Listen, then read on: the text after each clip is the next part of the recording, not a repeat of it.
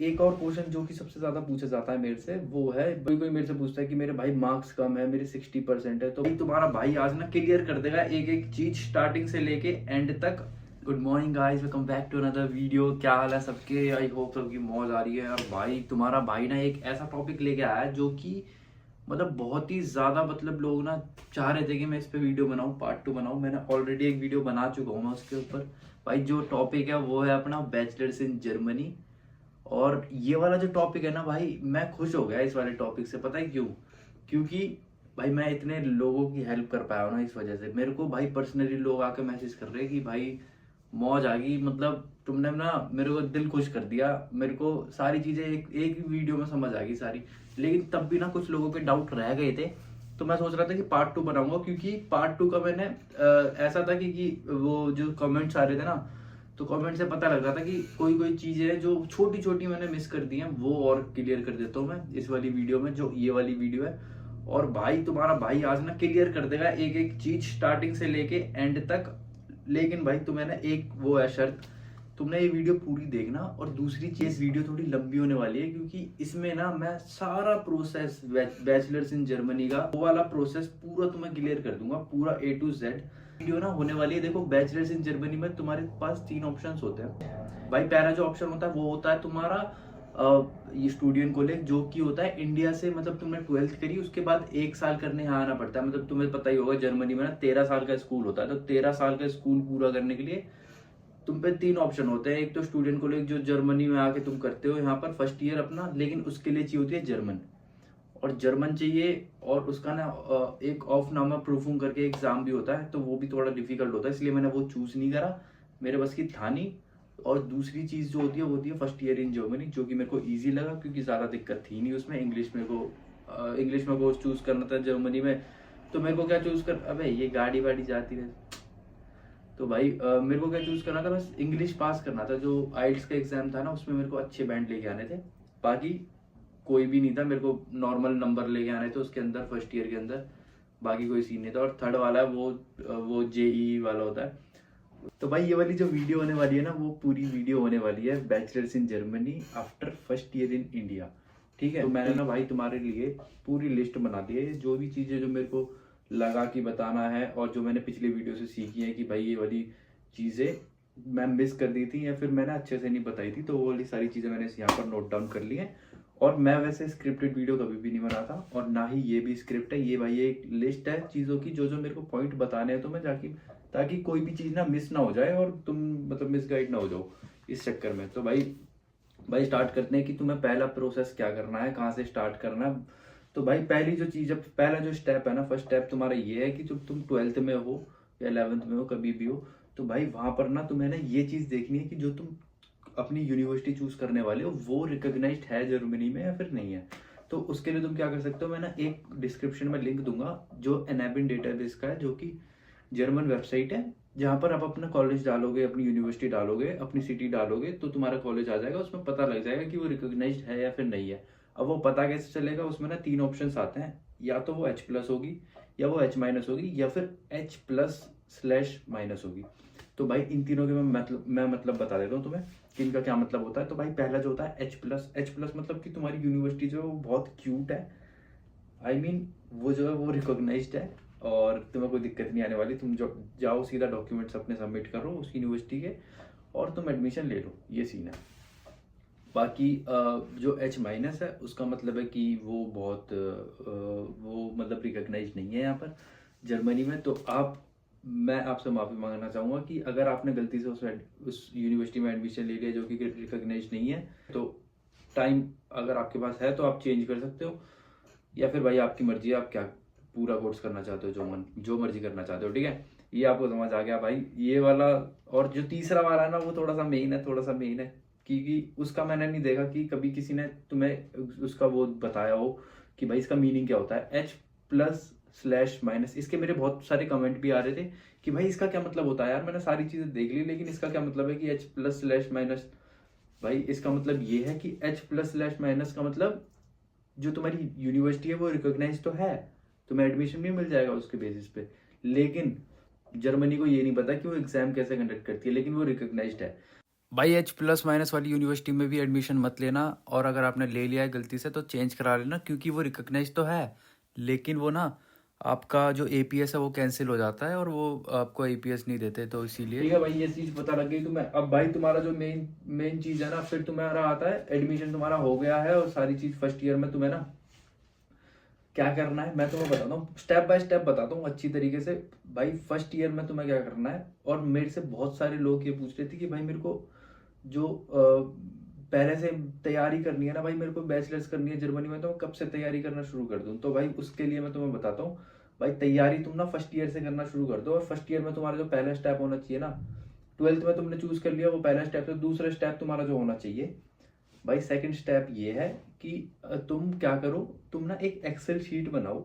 Excel sheet में तुम्हें क्या लिखना है मैं बताता हूँ। तुम्हें जैसे मान लो फॉर एग्जाम्पल तुम्हें लेना है इंटरनेशनल बिजनेस के अंदर तुम्हें बैचलर्स करनी है, तो तुम इंटरनेशनल बिजनेस वाले कोर्सेज जो हैं वो तुम सर्च करोगे DART.de। जो सारे कोर्सेज होते हैं ना, जो भी जर्मनी में पढ़ाए जाते हैं वो सारे लिस्टेड होते हैं DART.de पे। तो DART.de पे तुम जाओगे, वहां पर तुम अपना वो डालोगे, मतलब फिल्टर विल्टर लगा के कि तुम मेरे को ये पढ़ना है इंटरनेशनल बिजनेस, और जो भी यूनिवर्सिटीज आएंगी जो भी कोर्सेज आएंगे उन सब का एक तुम्हें एक्सेल शीट बनानी है। वो एक्सेल शीट इसलिए बनाई है ताकि तुम्हें ही आसानी हो पढ़ने में भी, और तुम्हारी सारी चीजें ना तुम्हें पता होगी कौन कौन सी यूनिवर्सिटी में मेरे को अप्लाई करना है, कौन कौन सी यूनिवर्सिटीज का मेरे को देखना है कि हाँ इसमें एडमिशन प्रोसेस क्या है, क्या सीन है, और मतलब ये वाली तुम्हारी यूनिवर्सिटीज हैं जिसमें तुम अप्लाई करने वाले हो, ये सीन है।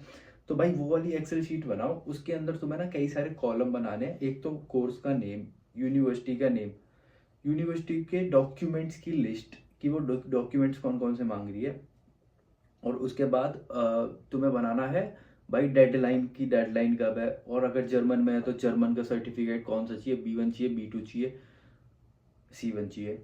और इंग्लिश में कौन सा भाई वो चाहिए तुम्हें, लेवल कौन सी चाहिए, B2 चाहिए, B1 चाहिए, C1 चाहिए, तो कितने बैंड्स चाहिए आइल्स के, तो ये सारी चीज़ें ये लिखनी है। और तुम्हारे जो और भी कोई चीज़ होगी तो वो भी लिख लेना, ठीक है, जो भी तुम्हें समझ आ रहा हो। तो और हाँ एक चीज़ ये भी लिखना कि जो यूनिवर्सिटी में जो तुमने कोर्स चूज कर रखा है उसमें अप्लाई कैसे करना है। लाइक उसमें ना अप्लाई करने के 3 चीज़ें होती हैं। पहली चीज जो होती है वो यूनिअसिस्ट के थ्रू होती है, तुम ये लिखना कि यूनिअसिस्ट के थ्रू है इसमें। और दूसरी चीज जो होती है वो होती है भाई तुम्हारे यूनिवर्सिटी का खुद का पोर्टल होता है, तो उसमें से अप्लाई करना। और जो तीसरी चीज होती है वो होती है यूनिवर्सिटी के खुद के पोर्टल से करना, लेकिन तुम्हें डॉक्यूमेंट्स भेजने हैं अपने वहां पर जर्मनी रिकॉग्नाइज कराने के लिए। तो तुम्हें जो किसी कोई कोई यूनिवर्सिटी ना फिजिकल कॉपी मांगती है, लाइक तुम वो सॉफ्ट कॉपी से काम नहीं चलेगा उनका, तो वो फिजिकल कॉपी मांगती है, तो तुम्हें भेजने होते हैं, तो वो भी तुम भेज दोगे, कोई दिक्कत नहीं है, ठीक है, कोई बड़ी बात नहीं है। तो भाई ये सारी चीज़ें तुम्हें एक एक्सेल शीट में लिखनी है, ठीक है। पहली चीज़ तो तुम्हारी फर्स्ट ईयर में ये हो गई, तुम्हें लिखना ही लिखना है, ठीक है भाई, की तुम बात सुन लोगे ना तुम्हारी जिंदगी सफल करा दूंगा। तो भाई ठीक है, फर्स्ट ईयर में तुम आ गए हो तो ये सारी शॉर्ट लिस्ट कर लो तुम अपनी यूनिवर्सिटीज़, और डॉक्यूमेंट्स की प्रिपरेशन स्टार्ट कर दो कि जो जो चाहिए ना वो देखते रहना। अब दूसरी चीज जो है जो तुम्हें फर्स्ट ईयर में करनी है, वो दूसरी चीज ये है कि तुम्हें मार्क्स अच्छे लाने हैं, लाइक फोकस करना है फर्स्ट सेमेस्टर और सेकंड सेमेस्टर पे, ताकि तुम्हारे मार्क्स अच्छे हो और तुम्हें यूनिवर्सिटी में एडमिशन मिलने में आसानी हो जाए। लाइक अगर तुम्हारे जितने अच्छे मार्क्स होंगे, और जो मैं बताता हूँ तुम्हें एवरेज मार्क्स कितने रखने हैं, 70% से ऊपर ही रखना, उससे नीचे मत लाने देना, क्योंकि भाई आजकल जो है कंपटीशन बहुत तगड़ा हो रखा है, और कुछ कुछ यूनिवर्सिटीज जो होती हैं वो उनका ऐसा सीन होता है कि वो उन बंदों को चूज करती हैं, वो टॉप से बॉटम तक देखती हैं कि जिसके अच्छे मार्क्स होंगे उन टॉप टॉप वालों को ले लोगे। तो अपने भाई चांस कम ही मत करो, रिस्क लेना ही नहीं है, ठीक है, समझ के पढ़ो बढ़िया तरीके से, फर्स्ट ईयर में एडमिशन लेना है तो भाई ये समझ आ गया तुम्हें। अब भाई एक बड़ी दिक्कत मैं बताता हूँ तुम्हें इस चीज के अंदर भाई, जो तुम्हारा सेकंड सेमेस्टर का रिजल्ट होता है ना यार, वो रिजल्ट हमारा लेट आता है। लाइक मान लो कि जो मोस्टली डेडलाइंस होती है ना यूनिवर्सिटीज की कोर्सेज की, वो होती है भाई 15 जुलाई, लेकिन जो हमारा रिजल्ट आता है वो आता है भाई तुम्हारा सेकंड सेमेस्टर का इंडिया के अंदर, वो आता है जुलाई में, जुलाई एंड में आ गया या फिर अगस्त में आ गया, तो लेट ही आता है मोस्टली यार, किसी किसी यूनिवर्सिटीज में आता है जल्दी। भाई अगर तुम अगर तुम्हें तुम्हारी यूनिवर्सिटी ऐसे प्राइवेट है तो अगर तुम्हारी बात सुन सकते हैं तो तुम वहाँ जाके भाई रिक्वेस्ट भी कर सकते हो कि यार प्लीज़ मेरे को वहाँ जाके अप्लाई करना है ये वो। अगर ऐसा चल सकता है तो तुम ये कर सकते हो, पहली चीज़। दूसरी चीज़ यार, अगर तुम्हारी यूनिवर्सिटी प्रोविजनल प्रोवाइड कर सकती है, प्रोविजनल रिजल्ट वगैरह कुछ भी, तो भाई वो वाली चीज़ तुम कर सकते हो, प्रोविजनल रिजल्ट से उसमें वहाँ डाल सकते हो एपीएस में। तो ये दो ऑप्शंस है यार, और तो मेरे को लगता नहीं है, वरना यार तुम्हें वेट करना पड़ेगा नेक्स्ट सेमेस्टर अप्लाई करने का, समर सेमेस्टर में, या फिर अगर समर सेमेस्टर में वो कोर्स नहीं है तो तुम्हें यार नेक्स्ट 1 साल बाद ही विंटर सेमेस्टर में अप्लाई करना पड़ेगा। ये सीन है।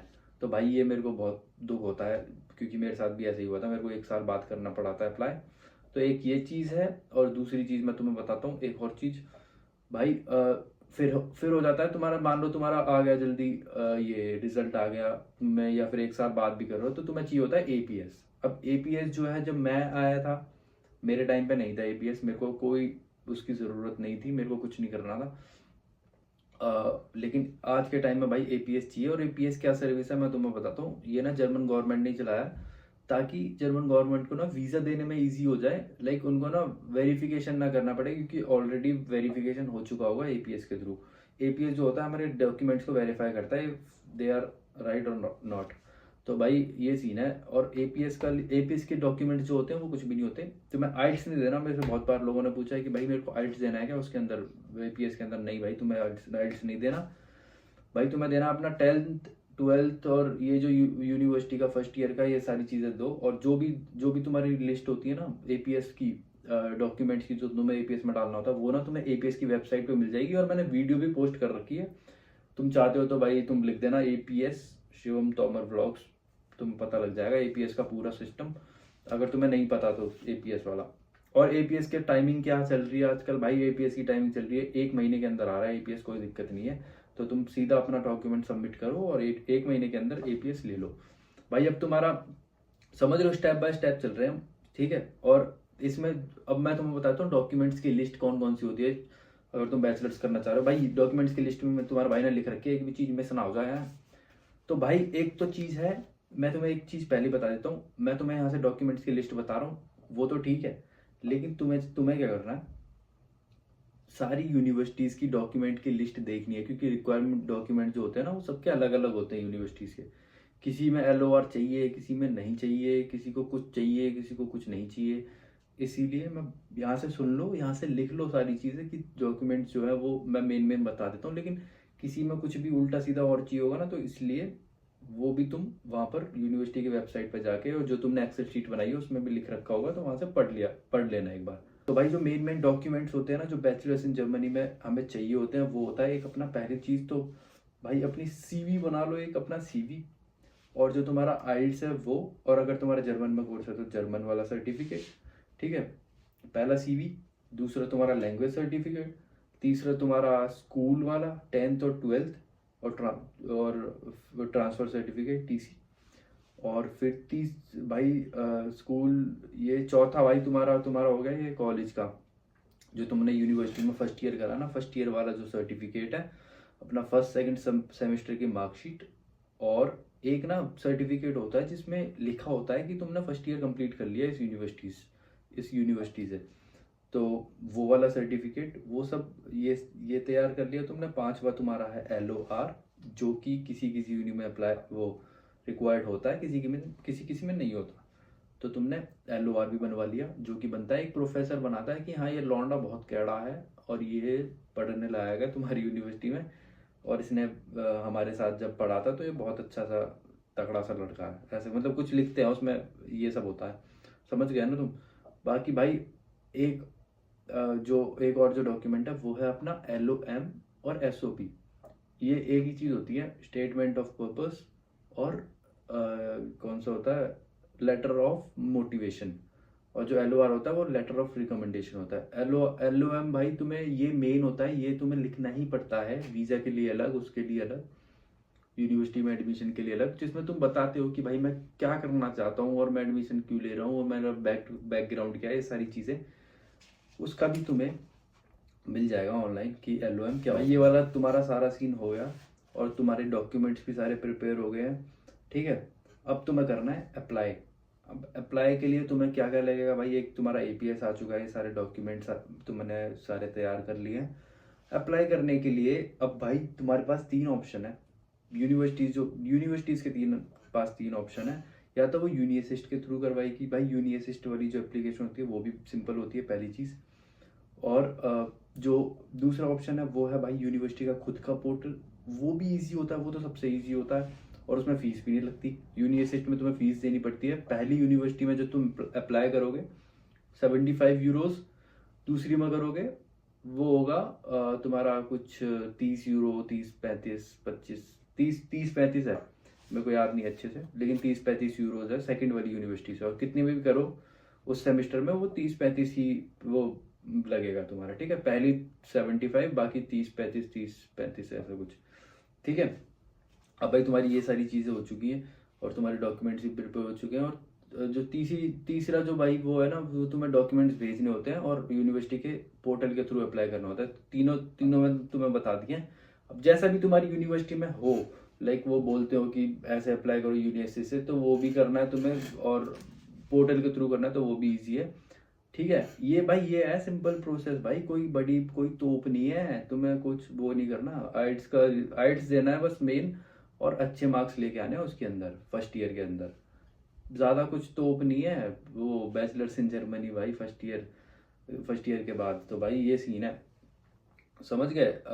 और भाई लेकिन मार्क्स थोड़े से अच्छा लाना, क्योंकि कंपटीशन जो है वो आज की डेट में बहुत बढ़ चुका है, और थोड़ा सा इस चीज़ का ध्यान रखना। और भाई अब मैं तुम्हें बताता हूँ एक दो चीज़ जो है ना कमेंट्स में जो मेरे से पूछी जाती है, पिछले वाले वीडियो में भी मेरे से बहुत पूछी गई थी।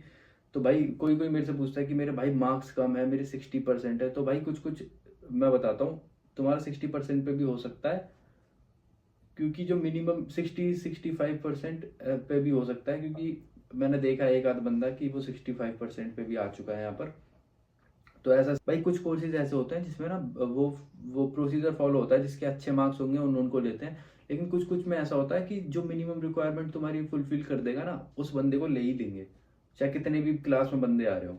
तो ऐसा होता है। तो जो ऐसे कोर्सेज होते हैं जिसमें कोई दिक्कत नहीं है, बस डॉक्यूमेंट्स और रिक्वायरमेंट उसकी फुलफिल होनी चाहिए, तो वो वाली रिक्वायरमेंट एज एन मिनिमम तुम्हारा जो ग्रेड है ना वो होना चाहिए। मिनिमम वाले जिसके होते हैं उन सबको ले लेते हैं। तो इस ऐसी बहुत कम यूनिवर्सिटीज हैं आज की डेट में, लेकिन हैं कुछ कुछ, तो उनमें तुम्हें मिल सकता है, लेकिन सब में नहीं मिल सकता, ठीक है। अब भाई दूसरी चीज़ ये है कि भाई बहुत सारे बंदे मेरे से ये पूछते हैं कि फर्स्ट ईयर करना चाहिए, स्टूडेंट को लेकर करना चाहिए। भाई वो तुम पे डिपेंड करता है यार, अगर तुम स्टूडेंट को लेकर करोगे तो तुम्हें जर्मन में पढ़ने का मौका मिलेगा। तुम्हें जर्मन में पढ़ना है, या फिर पहला साल तुम्हें इंडिया से करना है या फिर जर्मनी से करना है। स्टूडेंट को लेकर जर्मनी से होता है, इंडिया से फर्स्ट ईयर वही है, ठीक है। तो भाई ये सीन है। बाकी एक ऑफनामा प्रूफिंग करके भी एक टेस्ट होता है, तो वो भी देना पड़ता है। मैंने उसके चक्कर में फर्स्ट ईयर इन इंडिया करा था, वरना मैं वो भी स्टूडेंट को लेकर भी कर सकता था, कोई दिक्कत नहीं थी। ये सीन है। तो भाई एक और क्वेश्चन जो कि सबसे ज्यादा पूछा जाता है मेरे से, वो है भाई कि स्ट्रीम मैटर करती है। लाइक तुम्हारा कोई सब्जेक्ट है, मैं दूसरा सब्जेक्ट ले सकता हूँ वहां पर जाके, जर्मनी में कोई और कोर्स कर लूँ, तो भाई वो भी तुम कर सकते हो। लेकिन जो है ना कुछ कोर्सेज कुछ सब्जेक्ट्स तुम्हारे वो मैच करने चाहिए उस कोर्स से जो तुम लेना चाहते हो। अगर एक भी कोर्स मैच नहीं कर रहा, सब्जेक्ट मैच नहीं कर रहा, तो भाई बिल्कुल भी नहीं होगा एडमिशन, क्योंकि वो क्यों देंगे, उनको पता है कि तूने कभी पढ़ा नहीं है भाई, फेल हो जाएगा। और लो भी मत भाई, फेल हो जाओगे, ठीक है। तो इसलिए वो नहीं देंगे, कुछ सब्जेक्ट सेम होने चाहिए, ये सीन है। अब भाई एक क्वेश्चन भाई और भी ज्यादा पूछा जाता है मेरे से, बहुत पूछा जाता है, वो ये है कि भाई मैं ना मेरी जो यूनिवर्सिटी है वो लिस्ट नहीं है यार। मेरी यूनिवर्सिटी उसमें क्या बोलते, मेरा जो कॉलेज है वो लिस्ट नहीं है उसमें अनएबिन डेटाबेस में। तो भाई तुम्हारा अगर कॉलेज लिस्ट नहीं है, तो ऐसा हो ही नहीं सकता कि तुम्हारा कॉलेज लिस्ट ना हो।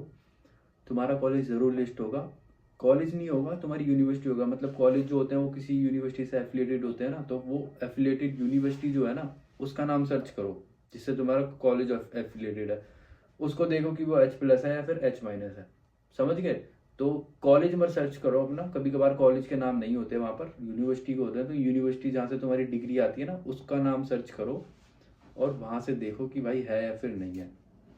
अब भाई और एक और क्वेश्चन है जो कि मेरे से पूछा जाता है, वो ये है कि भाई बहुत सारे बंदे ना ऐसे होते हैं कि जो कॉमर्स ले लेते हैं, कोई साइंस ले लेते हैं और वो ले लेते हैं, आर्ट्स ले लेते हैं। तो भाई ये बंदे मेरे से पूछते हैं कि भाई मैंने साइंस ले रखी है, 12th में मैं आ सकता हूँ, कॉमर्स ले रखी आ सकता हूँ, भाई आर्ट्स ले रखी आ सकता हूँ। भाई सब आ सकते हैं यार, क्यों नहीं आ सकते? बस कोर्स डिसाइड करो तुम्हें पढ़ना क्या है, उस हिसाब से भाई अप्लाई करो उसी कोर्स में जो तुम्हें एडमिशन मिल जाए, तो भाई हो जाएगा, मिल जाएगा एडमिशन। भाई मैंने इस वाली वीडियो में बहुत सिंपल वर्ड्स में तुम्हें सारी चीज़ें बता दी हैं A to Z।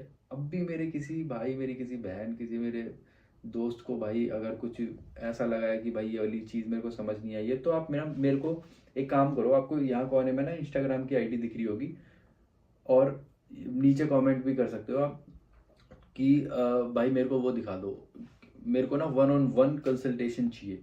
तो अगर भाई किसी ऐसा कोई ऐसा बंदा है ना जिसको 1-on-1 कंसल्टेशन चाहिए, तो भाई आप मेरे को इंस्टाग्राम पे मैसेज कर सकते हो, यहाँ पर दिख रहा होगा तुम्हें, और नीचे भी तुम्हें दिख रहा होगा उसमें, मैं पिन कर दूंगा कमेंट में, और तुम मेरे को कमेंट भी कर सकते हो, तो मैं खुद से तुम्हें आके वो करूँगा, रिप्लाई करूँगा कि हाँ भाई वो क्या दिक्कत आ रही है, ठीक है। बाकी भाई अगर आपका छोटा मोटा डाउट है तो आप मेरे को कमेंट कर सकते हो, और भाई वीडियो को लाइक कर देना अगर आपको थोड़ा सा भी कुछ भी समझ आया तो, और भाई चैनल को सब्सक्राइब कर लो, क्योंकि धमाकेदार तगड़ी वीडियो, बहुत तगड़ी वीडियो आएंगी, ठीक है भाई। मिलते हैं नेक्स्ट वीडियो में। आई होप कि तुम्हें ये वीडियो पसंद आई होगी, इसको लाइक कर देना।